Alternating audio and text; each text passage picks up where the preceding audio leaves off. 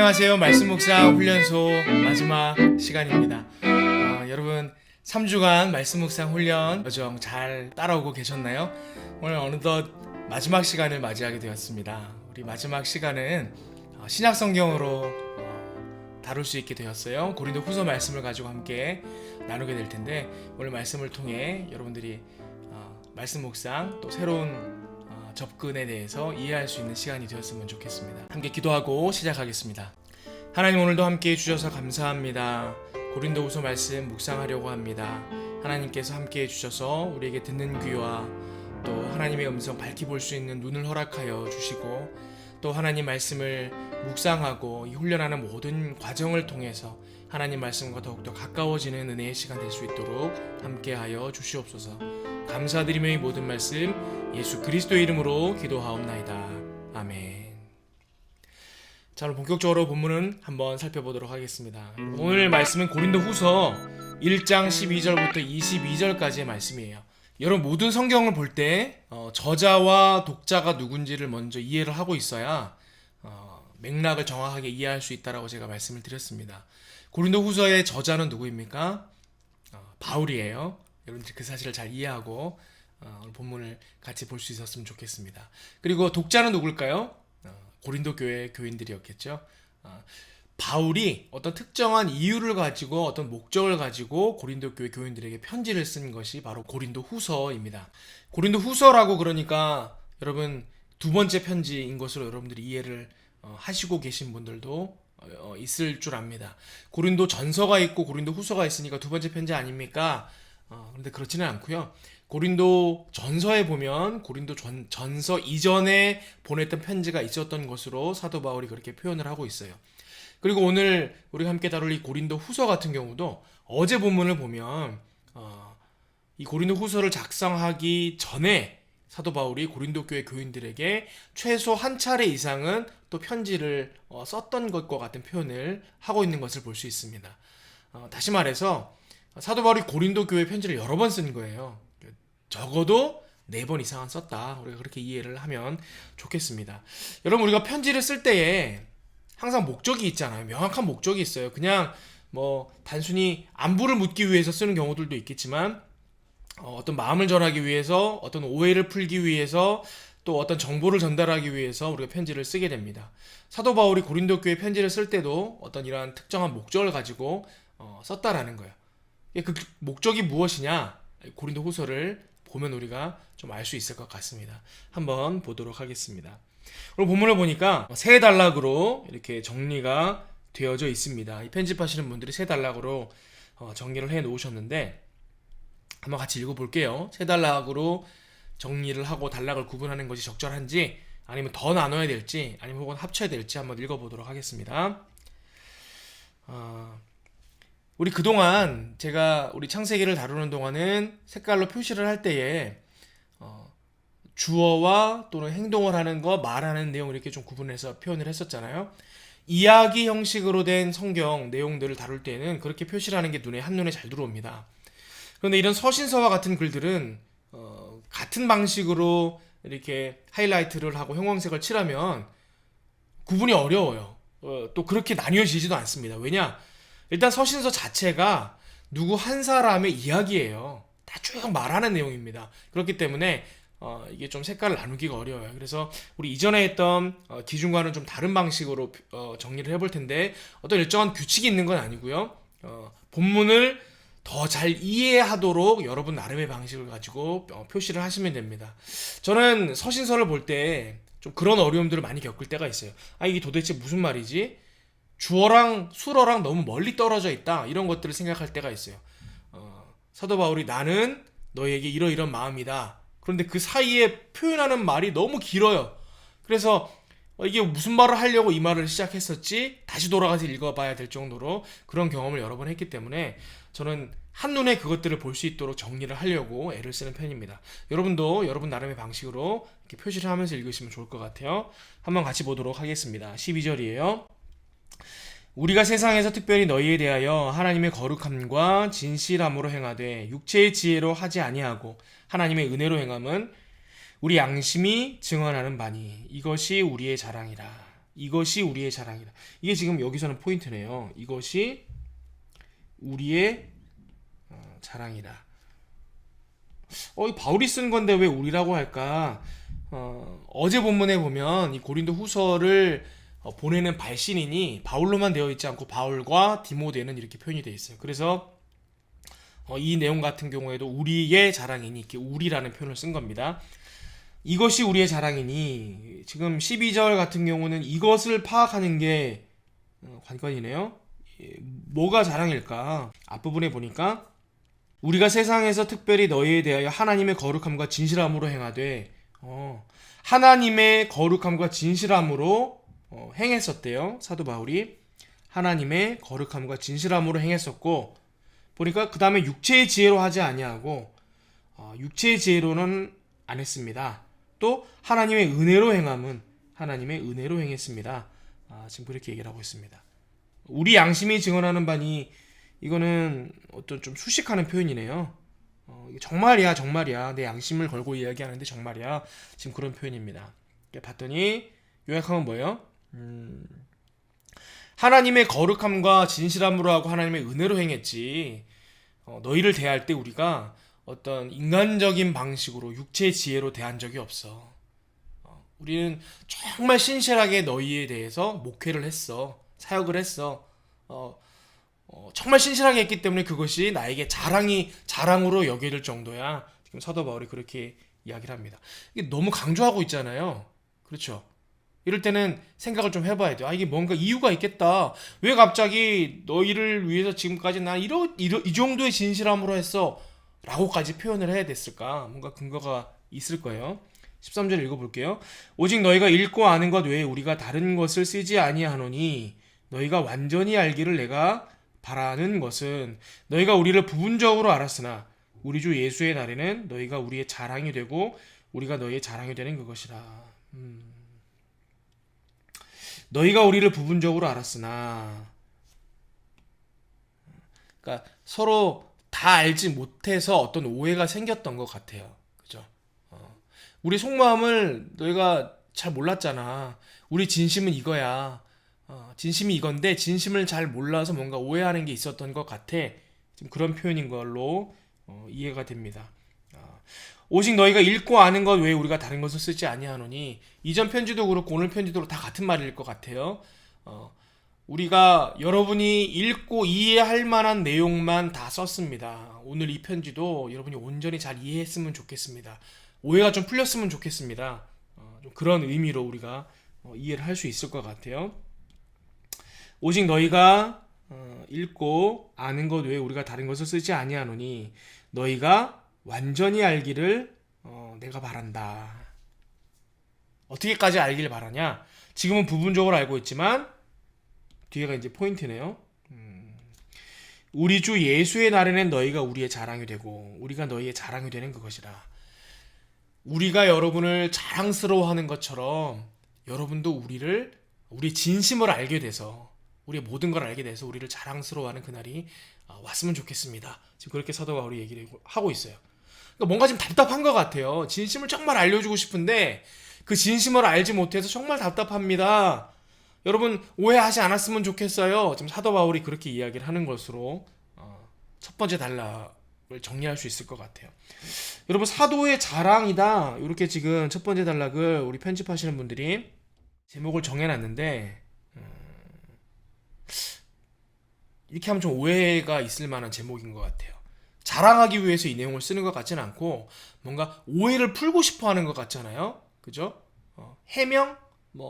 해명하고 싶어하는 내용인 것 같아요. 제가 제목을 단다면 저는 해명인 것 같아요. 바울의 해명.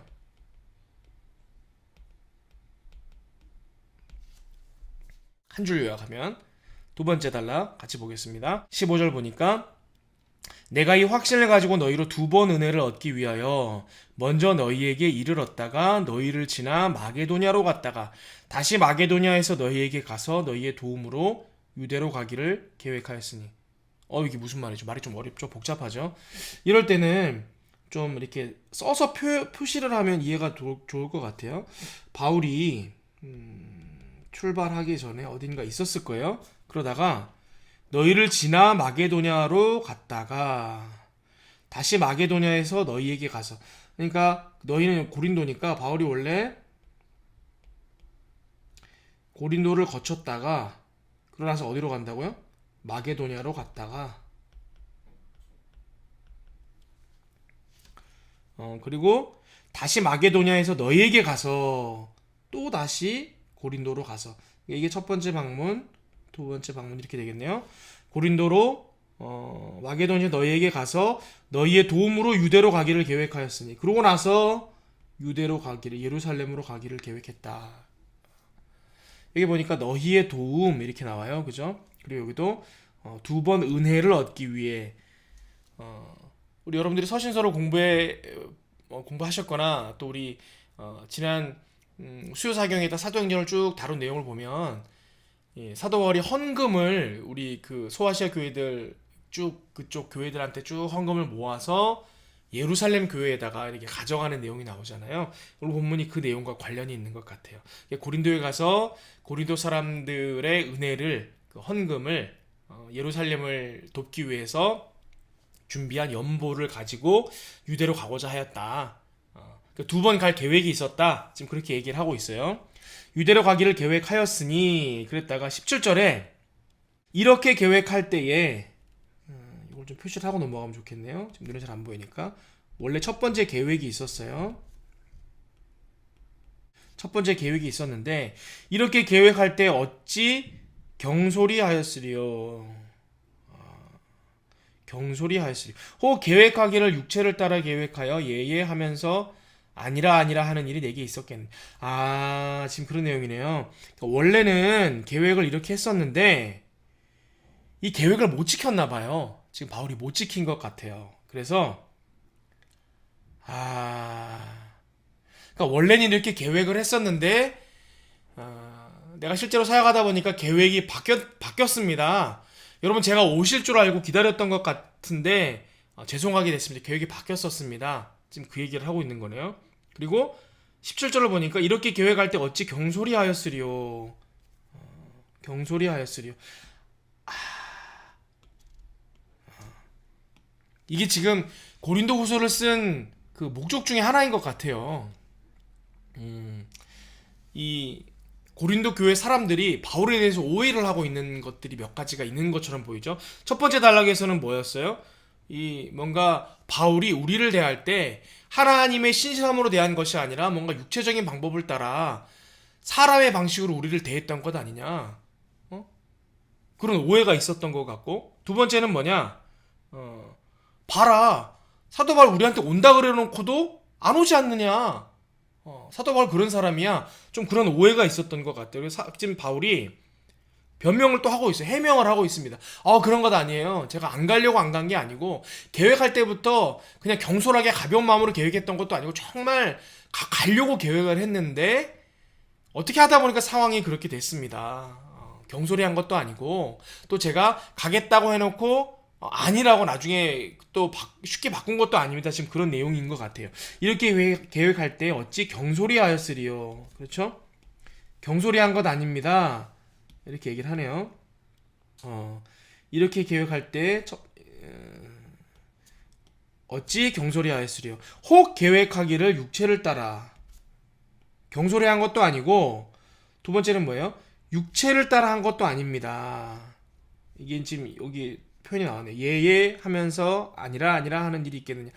그러니까 간다 해놓고 실제로는 안 가고, 이런 식으로 어떤 신실한 방법으로 한 게 아니고 육체적인 방법이라는 그거예요. 뭔가 좀 거짓되고 욕망에 따라 그때그때 바뀌고, 좀 이런 표현으로 육체를 따라라는 표현을 쓴 것 같은데, 말로만 간다 그러고 뭐 안 가고 그런 게 아니었습니다. 지금 사도 바울이 그렇게 얘기를 하고 있습니다.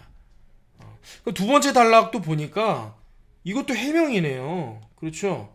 이것도 바울의 해명이에요. 그러면 첫 번째 단락은 바울의 해명 1이라고 할게요. 그리고 두 번째 단락은 바울의 해명 2라고 그렇게 정리를 하겠습니다. 바울의 해명 1은 그럼 무엇에 대한 해명이었어요? 본인들의 사역이 신실했었다.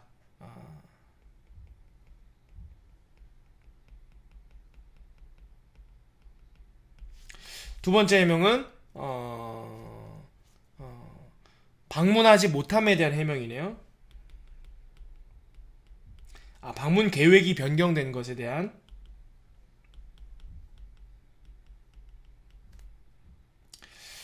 이 두 가지에 대해서 지금 해명을 하고 있습니다. 세 번째 단락은 무슨 내용인지 볼게요. 하나님은 미쁘시니라.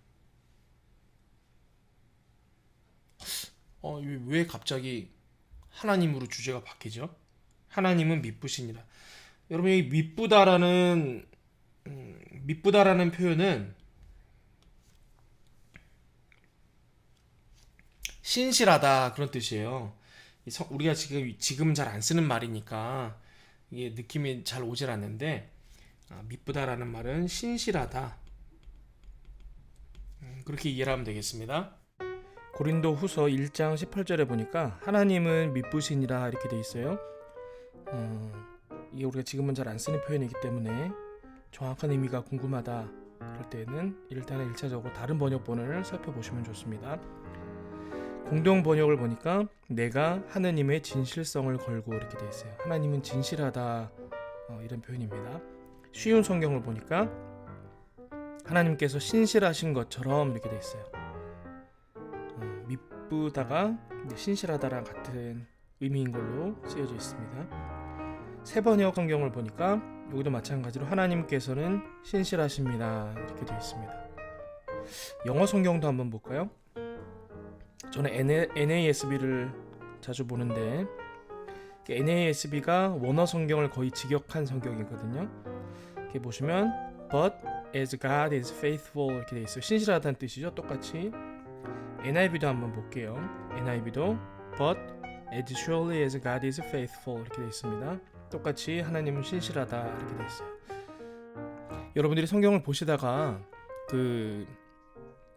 익숙치 않은 표현이나 혹은 의심스러운 부분이 나오면 찾아보는 습관이 중요한데, 제가 추천해 드리는 방법이 하나 더 있습니다. 원어를 보시는 건데요. 이렇게 말씀드리면 여러분들이 어떻게 이걸 원어를 봐야 되나 이렇게 생각을 하시는 분들도 있을 텐데, 원어 자체를 꼭 이해하실 필요는 없고요. 용례를 살펴보는 방법을 알려드리고자 합니다. 여기 Fig Tree 바이블이라고 제가 보는 성경이 있어요. 뉴 픽트리 성경이라는 건데요. 이 성경이 원어의 용례를 쉽게 찾아볼 수 있도록 도와줍니다. 안드로이드나 또 애플 앱스토어에서 여러분들이 다운받으실 수 있는데 무료는 아니에요. 여러분, 좋은 어플들은 돈을 내고 사야 됩니다. 그래야 또 개발자들이, 만드시는 분들이 계속해서 좋은 자료들을 만들어 주시니까. 한번 볼게요. 고린도 후서 1장 18절이었죠? 18절 이렇게 보시면 똑같이 하나님은 미쁘시니라 이렇게 되어 있는데, 옆에 보면 이렇게 팔자 고리 표현이 있어요. 이게 그 전절이네요. 팔자 고리 표시가 있어요. 이걸 누르면 원어를 보실 수가 있어요. 데오스 피스토스 이렇게 되어 있는데, 피스토스 자체는 대상이 믿을 만한, 주제가 신실한, 믿는, 신뢰하는, 확신하는, 진실한 이런 뜻이라는데, 어디를 보시냐면 이 원어로 검색이라는 부분을 누르시면 용례가 나와요. 용례가 뭐냐면 이 헬라어 원어가 성경에서, 다른 성경에서 어떻게 번역되었는지를 보는 거예요. 그걸 보면 좀 더 우리가 이 의미가 실제로는 어떻게 쓰였는지를 확인할 수 있겠죠. 여기 보시면 마태복음에 3번, 누가복음에 5번, 요한복음에 1번, 사도행전에 4번, 이런 식으로 쭉 얼마나 사용되었는지가 기록되어져 있습니다. 이 신약성서 전반이 좀 긴 시간에 걸쳐서 기록됐다면 기록됐지만, 그렇게 생각할 수도 있겠지만, 비교적 구약 성경에 비하면 짧은 기간에 다 같이 쓰여졌다라고도 볼 수 있거든요. 그래서 그 당시 문화권 안에서 이 단어가 쓰였던 용례를 보면 정확하게 의미를 이해할 수 있습니다. 모든 결과를 한번 눌러서 전체적으로 어떻게 사용되는지 볼게요. 빨간색으로 나와 있는 것들이 그 용례입니다. 마태복음 24장 45절에는 충성되다 이런 의미로 쓰였다고 돼 있죠. 그러니까 하나님은 미쁘시다라고 할 때 그 미쁘다라는 헬라어 단어가 사람들이 쓸 때 충성되다라는 뜻으로 쓸 때 썼다라는 거예요. 그 다음 마태복음 25장 21절에도 충성되다, 다른 뜻이 뭐가 있죠? 누가복음 12장 42절은 진실하다, 또 충성. 요한복음 20장 27절은 믿는 자가 되라, 그러니까 믿을 만한, 믿는 자, 그 믿음이 있는 이런 뜻으로도 쓰였다는 거죠. 여기 신자들 쓸 때도 이 미쁘다라는 표현을 헬라어를 썼다라는 거예요. 사도행전 13장 34절은 똑같이 미쁘다라고 표현을 했네요. 충성되다, 신실하다. 고린도전서 4장 17절은 신실하다 이렇게 되어 있습니다. 믿음이 있는, 신실한, 진실한 이런 미쁜 이런 의미로 지금 여기 쓰이고 있습니다. 제가 지금 용례를 살펴보는 방법을 소개해 드렸는데요. 여러분들이 성경을 보실 때 우리 한국어 성경을 보다가 저는 그럴 때가 있거든요. 이거 너무 한국적인 표현인데 이게 원어도 이런 식으로 표현을 했을까? 다른 번역들은 어떻게 번역을 했지? 이 문화적인 표현 같은 경우에는 우리가 좀 살펴볼 필요가 있을 때가 있거든요. 여러분들이 보시다가 너무 한국적인 표현으로 번역이 되어 있다거나 혹은 문맥상 잘 개념이 들어오지 않는다 그러면 여러분들이 이렇게 그 원어의 용례를 살펴보는 것으로 이 단어가 어떻게 쓰여졌는지 일반적으로 그런 것들을 확인할 수 있고 그럼으로 인해서 여러분의 이해를 넓히실 수 있겠습니다. 신실하다 그런 뜻이에요. 우리가 지금 잘 안 쓰는 말이니까 이게 느낌이 잘 오질 않는데 미쁘다라는 말은 신실하다 그렇게 이해를 하면 되겠습니다.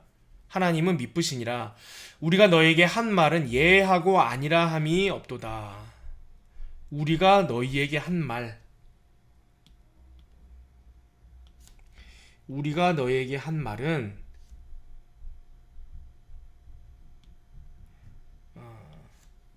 예하고 아니함이 없노라.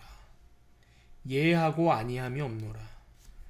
앞에도 예예 아니아니 이런 표현이 나왔는데 보니까 사람은 예예하고 아니아니 할 수 있지만 예라고 말해놓고 아니라고 뒤에서 말할 수 있지만 하나님은 그러지 않는다. 하나님은 앞에서 예라고 말하면 그냥 예다. 지금 그런 말이에요.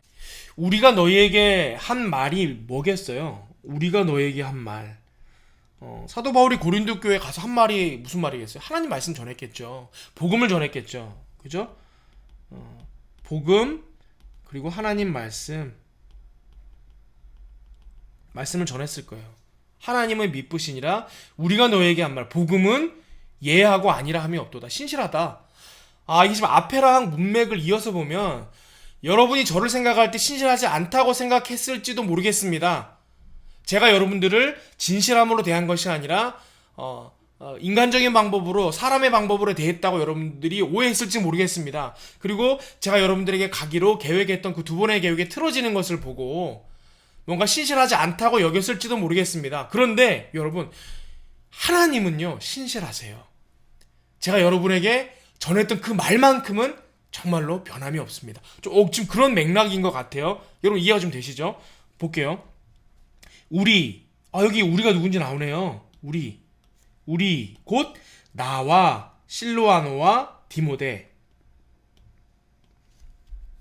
여기 실로아노는 앞에 고린도후서 서두에는 안 나오는데 나와 디모데로만 제가 나온 걸로 기억을 하고 있거든요.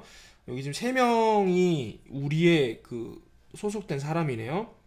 디모데로 말미암아 너희 가운데 전파된 하나님의 아들 예수 그리스도는 여기 나오네요. 제가 아까 얘기했던 부분이 너희 가운데 전파된 하나님의 아들 예수 그리스도는 이게 지금 뭐예요? 우리가 너에게 한 말 요거네요.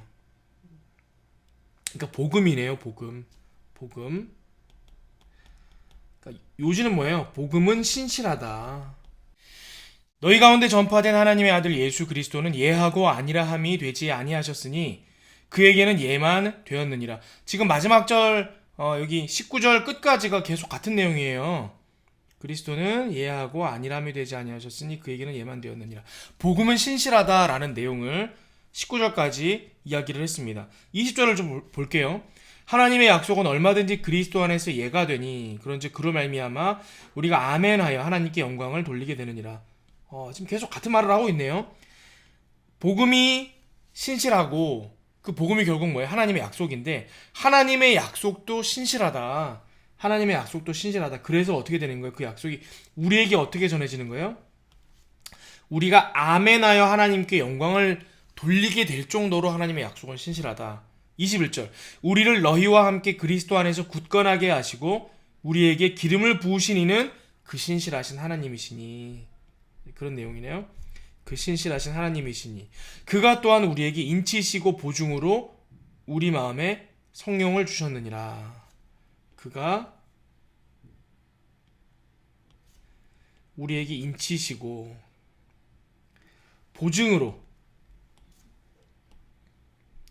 우리 마음에 성령을 주셨다. 봐라, 우리 마음에 성령을 주신 게 증거다. 이렇게 얘기를 하고 있는 거예요.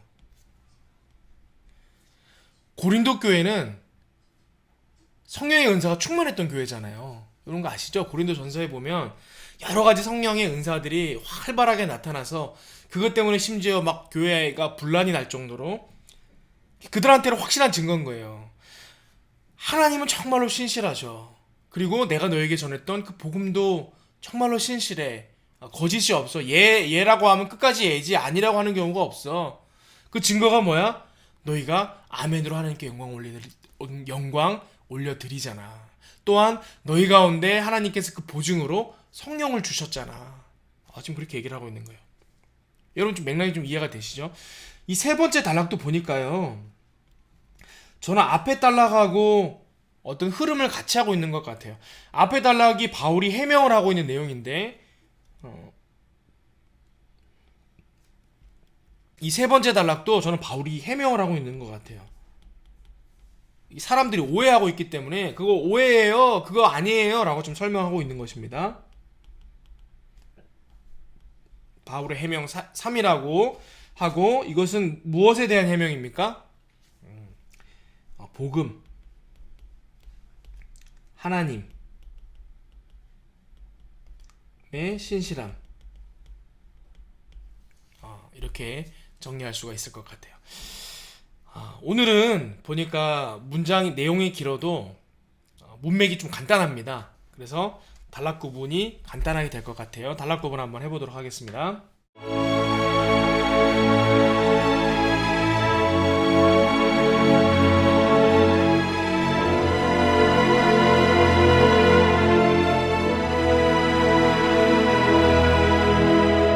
오늘 말씀 고린도 후서 1장 12절부터 22절까지 말씀이에요. 제목은 이따 정리하고 나중에 정리해 보도록 하겠습니다. 첫 번째 단락 여러분 어떻게 정리하면 되겠어요? 12절부터 14절 바울의 해명 1 이렇게 정리할 수 있겠죠? 내용을 어떻게 정리하면 될까요?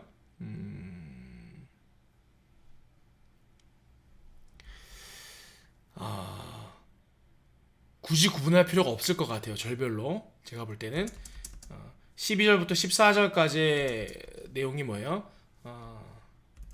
우리가 지금까지 여러분을 대하고 여러분에게 하였던 모든 사역은 육체의 지혜로 한 것이 아닙니다. 우리는 하나님의 거룩함과 진실함으로 또 하나님의 은혜로 여러분께 행했습니다. 이게 핵심이네요. 뒤에 다른 말들도 있지만 해명하는 핵심의 내용이 이거예요. 이것만 정리하겠습니다. 두 번째 단락 15절부터 17절까지네요. 17절까지 바울의 해명 두 번째 해명은 무엇에 대한 해명이었죠? 그 계획이 변경된 것에 대한 해명이었어요. 고린도 교회를 방문하기로 하였던 원래의 계획이 변경된 것은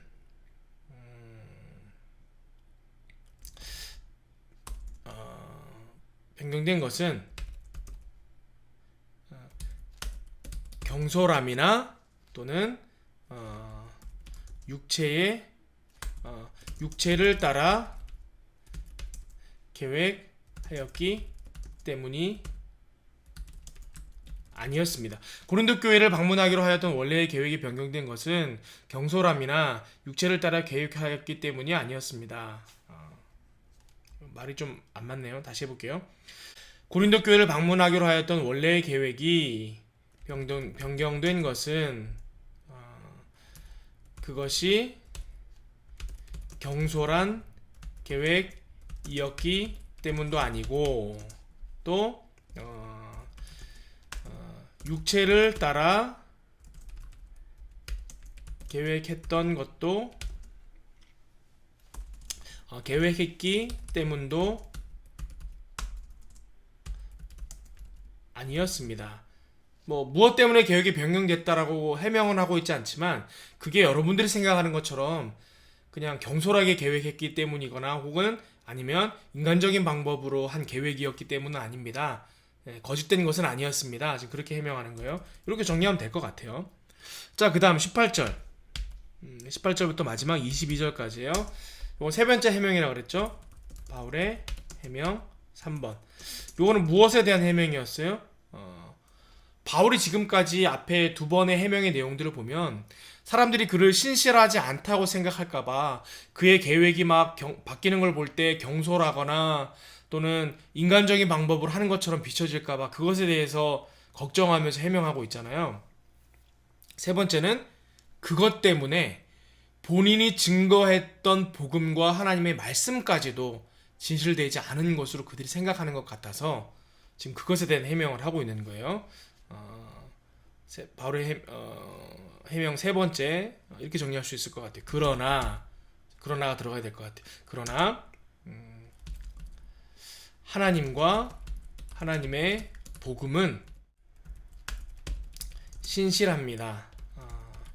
여러분이 하나님께 영광을 돌리게 된 것과 여러분 마음에 있는 성령이 그 증거입니다. 이렇게 정리할 수 있을 것 같아요. 그러고 보면 이제 한눈에 보이죠. 오늘 본문은 이 세 단락으로 되어 있어요. 세 가지 해명 정리되어 있습니다. 그러면 오늘 말씀의 제목은 어떻게 정할 수 있을까요? 바울의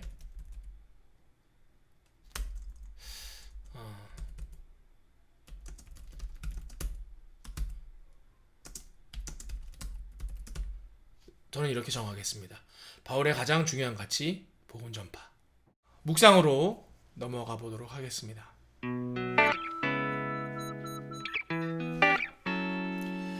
여러분, 묵상을 할 때는 항상 왜라는 접근을 하시면 좋을 것 같아요. 오늘 본문에서 여러분 어떤 부분에서 왜라는 질문이 생겼습니까? 저는 오늘 본문을 볼 때 그런 생각이 들었어요. 바울은 지금 변명을 하고 있잖아요. 해명을 하고 있잖아요. 그런데 왜 이렇게까지 자신을 변호하고 해명하려고 할까? 저는 그런 의문이 먼저 들었어요. 여러분, 바울이 고린도가 집은 아니잖아요. 고린도에 잠시 머물러서 복음을 전하고 사역을 했지만 고린도가 바울이 영원히 머물러서 오랫동안 머물러서 살 고향 같은 동네는 아니에요. 다시 말해서 그 사람들을 계속 만나고 이렇게 지지고 볶으면서 같이 살아야 될 사람들이 아니란 말이에요. 그렇다고 볼 때 다시 만나지 못할 수도 있는 사람들 사이에서 생긴 오해를 이렇게까지 풀려고 애쓸 필요가 있을까? 저는 그런 생각도 좀 들거든요. 아니 그렇게 오해하려면 하든가 난 아니니까 그러면 그만이다 이렇게 생각하고 넘어갈 수도 있을 것 같은데 오늘 본문에 바울은 보면 어떻게든 변호하려고 하고 있잖아요. 저는 오늘 묵상의 포인트가 거기에 있는 것 같아요. 왜 자신을 변호하려고 했을까 한번 생각해 봅시다. 첫 번째, 고린도를 바울이 세웠잖아요. 본인이 세운 교회에 대한 책임감이었을까요? 본인이 세운 교회니까 내가 끝까지 책임져야지. 그 사람들이 나에 대해서 오해하도록 내버려두면 안 되지. 그런 마음이었을까요? 있었을 수도 있겠지만 속 시원한 대답은 아닌 것 같아요. 그렇죠. 그런 마음 때문에 이렇게까지 해명하고 스스로를 변호하려고 하진 않겠죠? 그러면 좀 더 개인적인 차원에서 자신의 명성에 대한 자존심이었을까요? 그래도 내가 명색이 사도고 복음 전하며 이 지역 일대에 다 여러 교회를 세운 사람인데 내가 이런 불명예를 얻으면 안 되지. 그런 마음으로 그 명예를 되찾고자 하는 마음에 그랬을까요? 그것도 가능성은 있어요. 왜냐? 이 고린도 전서부터 쭉 보면 다른 서신서에도 마찬가지예요. 바울이 사역하는 모든 교회, 대부분의 교회에서 바울과 관련되었던 그 중요한 문제, 이슈가 뭐였냐면 바울이 정말 사도 맞냐라는 거예요. 사도 맞냐? 야, 바울 예수님 따라다니던 제자도 아니었잖아. 그거 어떻게 진짜 사도야? 그 사도성에 대한 의심을 늘 받아왔어요. 그럴만 하잖아요. 근데 이 사도성에 대한 의심이 바울로 하여금 이렇게 해명해야만 하도록 만들었을까요? 어느 부분은 맞고 어느 부분은 틀리겠죠. 이게 단순히 자신의 명성에 대한 자존심 때문만은 아니었을 것 같아요. 저는 오늘 본문에 이 외의 문제, 지금 이 궁금한 사도 바울이 왜 이렇게까지 해명하려고 했을까에 대한 답이 세 번째 단락에 있다라고 보여져요. 여러분, 세 번째 단락에 바울이 무엇에 대해서 해명하고 있습니까? 하나님은 미쁘십니다. 그리고 그 하나님의 말씀과 그 하나님께서 우리에게 허락하신 예수 그리스도 복음은 신실합니다. 제가 앞에 그 정리할 때 그러나라는 그 접속사를 썼잖아요. 앞에 첫 번째, 두 번째 해명과는 좀 이게 그 결이 다르죠? 무슨 얘기예요? 첫 번째, 두 번째에서 여러분 저에 대해서 오해하는 것 같지만 여러분 저 그렇지 않습니다 라고 풀고 있는 것 같지만 이 세 번째에서는 본인에 대한 해명이 아니에요. 어떤 내용이에요? 저를 오해한다고 해서 제가 전한 복음까지 오해하면 안 됩니다. 지금 그 얘기를 하고 있는 거예요. 그렇죠. 이 실마리가 여기 있는 것 같아요. 왜 이렇게까지 해명하려고 하고 있죠? 고린도 교인들이 바울에 대해서 오해하다가 바울이 전한 복음까지도 오해하고 받아들이지 않을까봐. 지금 바울은 그게 걱정된 거예요. 바울이 사도성이 의심받는 것을 어떻게든 해명하려고 했던 이유도 뭐예요? 사람들이 아유 바울이 진짜 사도야? 그걸 의심하기 시작하면 뭐가 의심되는 거예요? 그가 전한 메시지까지도 의심하기 시작하거든요. 그러다 보니까 바울은 그 사도성을 해명을 해야 되는 거예요. 아니다, 나 사도 맞다. 나 예수님 만난 적이 있어. 다른 12사도들은 유대인들을 변화시키고 복음 전하라고 그들을 세운 사도라면 나는 이방인을 위한 사도로 세움받은 사람이야. 그의 사도성을 끊임없이 주장하고 해명하려고 했던 사람이란 말이에요. 왜 그렇습니까? 그것 때문에 복음의 확장이 막히면 안 되니까. 복음이 가려지면 안 되니까. 오늘 이 고린도후서 1장 12절부터 22절까지 바울의 해명 1, 2, 3 세 가지 해명인데 이 해명의 핵심은 그건 것 같아요. 하나님의 말씀, 예수 그리스도의 복음은 어떠한 것을 이유해서라도 막혀서는 안 된다. 지금 사도 바울의 그런 마음이 담겨져 있는 편지다. 우리가 그렇게 이해하면 될 것 같습니다. 적용으로 들어가도록 하겠습니다. 여러분 마지막 시간이니까 제 개인적인 걸로 한번 적용을 해볼게요.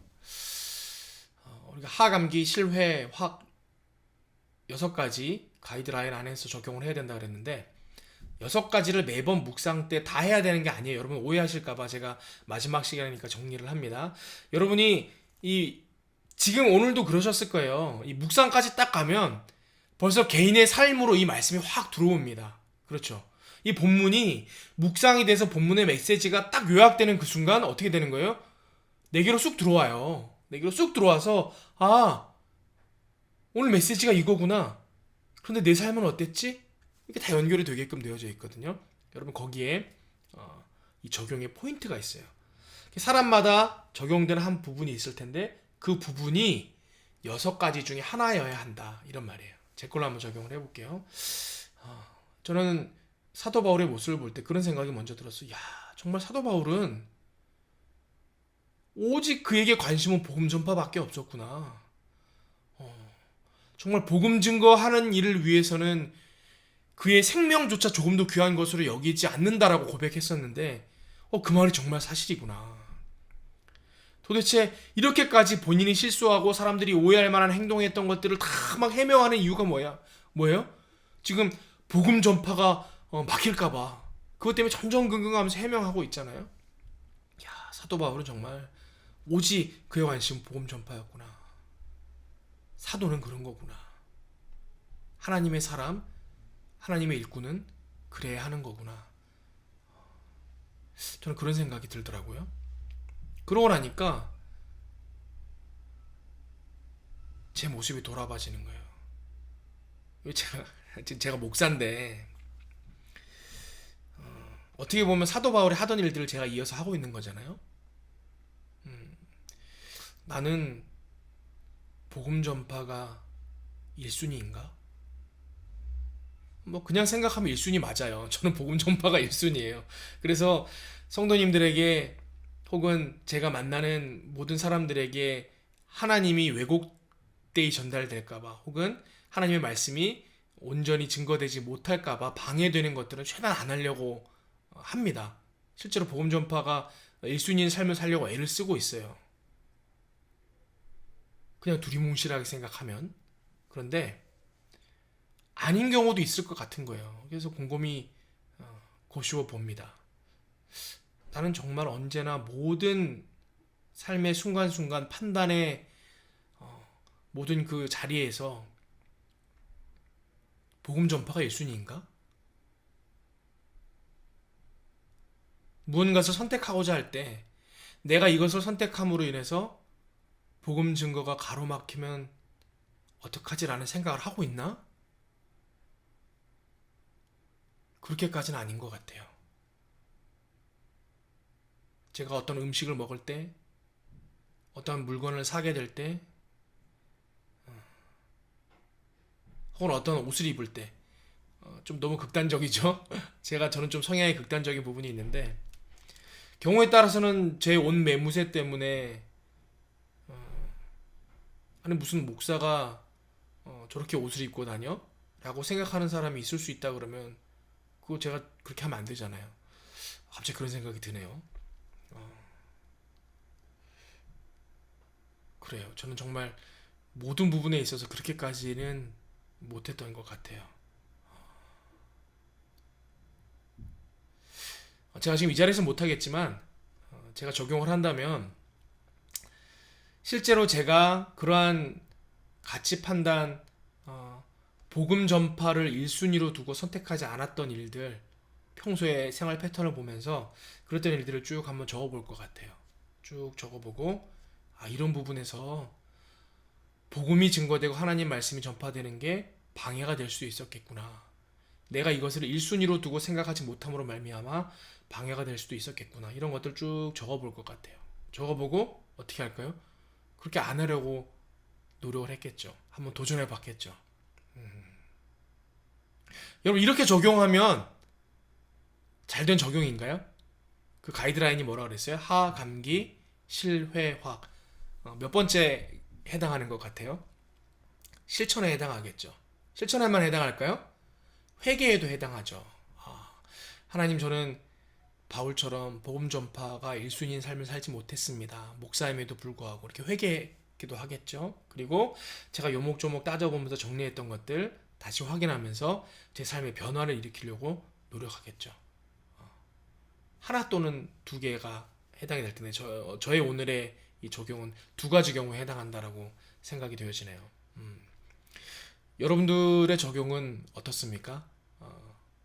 여러분 적용 그냥 넘어가면 안 됩니다. 말씀 묵상하시면 꼭 이 적용을 깊이 있게 잘 본인의 삶과 이렇게 이어서 적용을 해보시고 구체적으로 들어가 보셔야 돼요. 어디까지 구체적이어야 되느냐? 변화가 일어날 만큼 구체적이어야 돼요. 내 삶의 변화, 내 생각이 변하든지 내 마음가짐이 변하든지 내 행동이 변하든지 무언가 내 삶에 내 존재의 변화가 일어나는 그 순간까지 계속해서 구체적으로 파고 들어가야 돼요. 그럼 그래야 적용을 잘 마치게 된 것입니다. 오늘 말씀 여기까지 마무리 짓도록 하고요. 여러분 말씀 묵상 훈련소 4주간에 걸쳐서 진행이 됐는데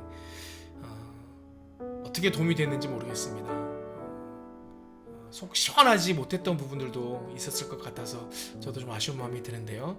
여러분들 말 그대로 훈련입니다. 말씀 묵상은 오랫동안 반복하고 근육이 생겨야 여러분의 것이 될 수 있어요. 힘들지만 여러분들이 말씀 묵상 여러분의 삶에서 매일매일 반복함으로 말미암아 이것이 여러분의 것이 되고 또 말씀을 여러분의 소화 능력으로 이렇게 소화해서 여러분이 피화되고 살이 되는 그런 경험들을 하게 되는 은혜가 있었으면 좋겠습니다. 지금까지 여러분들 함께 해주셔서 감사하고요. 수고 많으셨습니다. 여러분들의 말씀 묵상의 여정 가운데 하나님의 인도하심과 또 함께 하시고 또 변화시키시는 놀라운 은혜가 있기를 기원합니다. 여러분 안녕.